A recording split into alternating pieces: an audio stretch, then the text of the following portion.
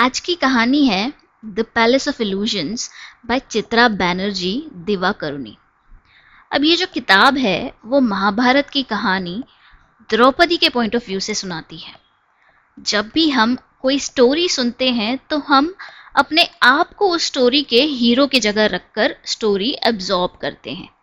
इसीलिए ये कहानी भी मैं आपको इसी तरह से समराइज करूंगी जैसे मैं द्रौपदी हूँ, क्योंकि मैंने भी ये इसी तरह से अब्जॉर्ब की है।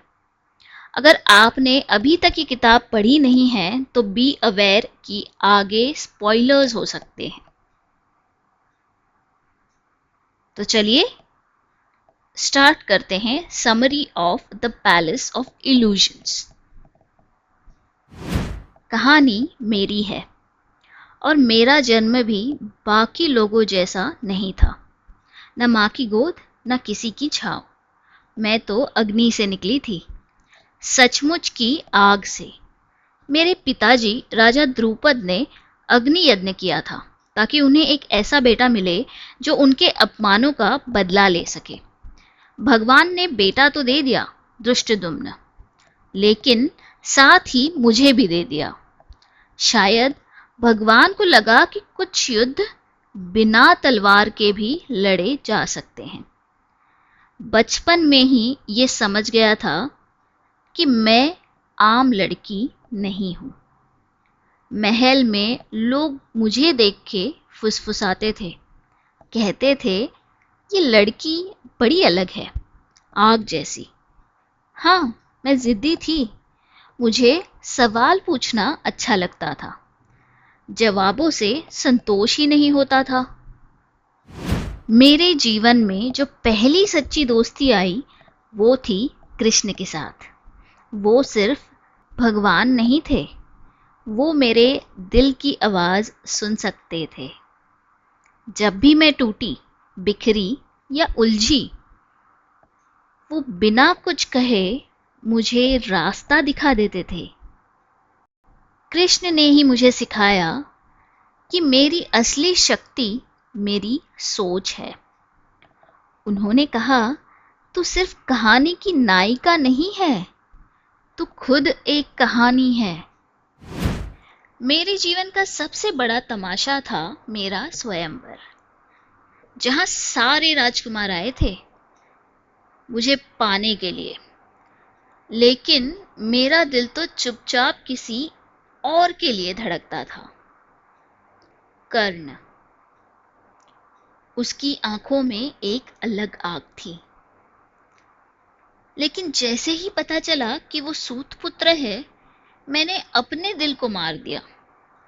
मैंने मंच से ही उसे ताना मार दिया, राजकुमार नहीं हो तुम, प्रतियोगी कैसे बन सकते हो? और यही वो पल था जिसने मेरी किस्मत की दिशा बदल दी। फिर आया अर्जुन, ब्राह्मण के भेष में। उसने वो कठिन मछली की आंख वाला निशाना साध लिया और उसी के साथ मुझे भी जीत लिया। घर पहुंचकर जब कुंती ने कहा, जो भी लाए हो पांचों में बांट लो, तो मैं बन गई 5 पतियों वाली एकमात्र स्त्री। इंद्रप्रस्थ का महल, दी पैलेस ऑफ इल्यूजन्स, मेरा सपना था। वो महल मेरी पहचान बन गया था। उसमें जो दीवारें थी वो मेरे ख्वाबों से बनी थी। वहां कोई मुझे किसी की पत्नी नहीं कहता था, वहां मैं खुद थी। लेकिन जो चीजें बहुत खूबसूरत होती है वो अक्सर सबसे पहले तोड़ी जाती है।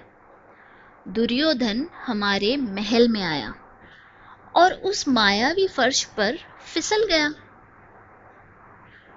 मेरी तो हंसी छूट गई और बस उसी हंसी से एक महायुद्ध की नींव रख दी गई। युधिष्ठिर ने जुए में सब कुछ दांव पर लगा दिया, राज्य, भाई, खुद और मुझे भी। एक पल में मैं एक रानी से दासी बन गई। फिर वो सभा, वो अपमान, दुशासन का मुझे खींच कर लाना, मेरी साड़ी को खींचना। मैंने कृष्ण को पुकारा और उन्होंने मेरी लाज बचाई। लेकिन उस दिन मेरा आत्मसम्मान चकनाचूर हो गया। उसी दिन मैंने कसम खाई, ये अपमान मैं भूलूंगी नहीं। जब तक दुर्योधन की छाती पर मेरे बालों की हवा न लगे, मैं इन्हें नहीं बांधूंगी। 13 साल का वनवास। सोचो, एक रानी जो रेशम की चादर पर सोती थी, अब वो पत्तों के बिस्तर पर है। गर्मी, सर्दी, भूख सब सहा, लेकिन इससे बड़ी तकलीफ ये थी कि मैं अनदेखी होने लगी थी। वनवास ने मुझे सिखाया कि असली ताकत बाहर की नहीं, अंदर की होती है। वहां मैंने खुद को जाना, मेरी इच्छाएं, मेरी नफरत, मेरा पछतावा। वनवास में कई बार कर्ण की याद आई। क्या होता अगर मैं उसे स्वीकार कर लेती? क्या महाभारत ना होता? युद्ध से पहले एक दिन मेरी और कर्ण की मुलाकात हुई। मैंने उससे माफी मांगी। वो चुप रहा, लेकिन उसकी आंखों में कुछ था, दर्द, मोहब्बत और एक सुकून। युद्ध में जब कर्ण मारा गया, तब कृष्ण ने बताया, वो कुंती का बेटा था, तुम्हारा जेठ। मैं रोई, लेकिन तब तक देर हो चुकी थी। युद्ध के मैदान में तलवारें भले पुरुषों ने चलाई थी, लेकिन वजह मैं थी। हर बाण जो चला, उसमें मेरा अपमान था। भीष्म, द्रोण, कर्ण सब एक एक कर गिर गए, और अंत में दुर्योधन भी। मेरा बदला पूरा हुआ, लेकिन जो अंदर खालीपन आया, वो शब्दों से नहीं भर सकती। हमने युद्ध जीता, लेकिन सब कुछ हार गए। मेरे 5 बेटे, उप पांडव, एक ही रात में 5 मार दिए गए। पांडव तो राजगद्दी पर बैठ गए, लेकिन मैं तो वहां थी जहां कोई नहीं था। मेरे ख्वाब, मेरा महल, मेरी हंसी, सब कुछ वहीं कुरुक्षेत्र की मिट्टी में दफन हो चुका था। अंत में मैं समझ पाई, मेरी लड़ाई कभी बाहर के लोगों से नहीं थी। मेरी असली लड़ाई तो खुद से थी। मैंने खुद को बार बार सवालों में घेरा। मैं कौन हूं? क्या मैं सिर्फ एक पत्नी हूं? क्या मैं सिर्फ एक कारण थी? नहीं, मैं द्रौपदी हूं। अग्नि से निकली, सवालों में पली, और सच्चाई की तलाश में हर मोड़ से गुजरी। सोचो, एक औरत तुम्हारे सामने खड़ी है, झुलसे हुए बाल, थकी आंखें, लेकिन सीना तान कर कहती है, मैं अग्नि से निकली थी। मैं पत्नियों में गिनी गई, पर कभी पत्नी नहीं रही। मैंने प्रेम किया, पर वो कभी मेरा नहीं हुआ।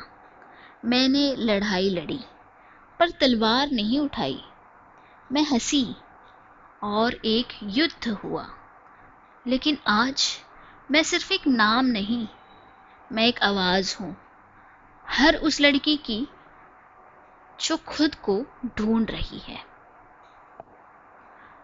द्रौपदी की कहानी सिर्फ इतिहास नहीं है, ये हर उस इंसान की कहानी है जो गलतियों से सीखना चाहता है, जिसने प्यार किया पर खो दिया, जिसने समाज के खिलाफ खड़े होने की हिम्मत दिखाई और फिर भी मुस्कुराया। अगर तुमने खुद को कभी टूटा महसूस किया है तो समझो तुम भी द्रौपदी हो।